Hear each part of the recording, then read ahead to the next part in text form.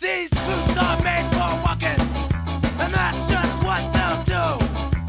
One of these days, these boots are going to walk all over you. Walk all over you. Hello, fans. And welcome to the Laura and Christine Show. This show is about a few things. Number one, being awesome. Number two, being awesome triathletes. And number three, being awesome triathletes who tell the truth. But the show isn't only about those things. You're going to get a lot from watching our show. You're going to get nutrition information, you're going to get information on how to be a better triathlete, and you're going to get information on how to be awesome. Awesome. So, on to the show. Today's episode is titled, You May Be Pretty, but Are You Self-Sufficient? Okay, so the reason that we decided this needs to be our first show is if you've ever been a female triathlete, probably you still are, and She's right. sometimes you're surrounded by boys and you may have noticed they like to do everything for you. Those crazy boys. Sometimes they're trying to impress you and you come outside and like maybe you're running a little late because you were doing your makeup or whatever, but your tires are pumped, everything's all set for you. So frustrating. Yeah. We want to make sure that when the day comes that there aren't any boys around because your training plan says you need to do a ride and there's just no one there. You need to pump your own tires. What are you going to do? Are you going to know how to do it? Like, what the heck do they do to get the air in those tires? We're going to show you. Actually, I'm going to show you right now. Give me your one. Okay. Okay. Thanks. Great. So, here we have our pump that the boys got us. Hold it up. Show them the pump. Not that high. Oh. This is the pump, okay? It has the pumpy thing. It has the thing where the air comes out. And we also have this neat little numbery thingy. And it's going to tell us how many pounds are in our wheel. PSI, pounds per square inch. I Yeah. should know. I have a PhD. She has a PhD, I don't. So that makes me more awesome by default. Right. So I don't really understand the pounds per square inch thing. I just know Pressure. where I like. Pressure. Okay. Pressure. Pressure. Put the air in the tire. Show them. Here we have our tire. This is a Presta valve. Good job. Yeah.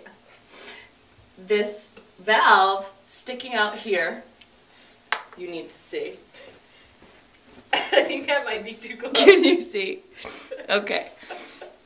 There's a little nozzly thing on the end. You want to loosen it all the way. Good job. Okay? Make sure it's all the way. You can push it a little and a little more air will come out. That's how you know it's loose. We're going to take the end of the pump. There's a couple of different holes here. One's bigger for a different kind of bike that we don't have. Called a Schrader valve. And then we have the little hole. That's the one we want, the little one. That's what she said.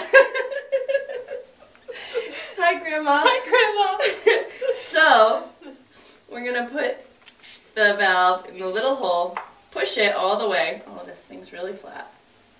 And some pumps are different. This one you open it by, you stick it on there securely by pulling the little thingy handle out. Then we get pumping. Pump it away, sister. Now, everyone likes different numbers. It's a personal thing. I like around 100 to 110 PSI. Why do you like that?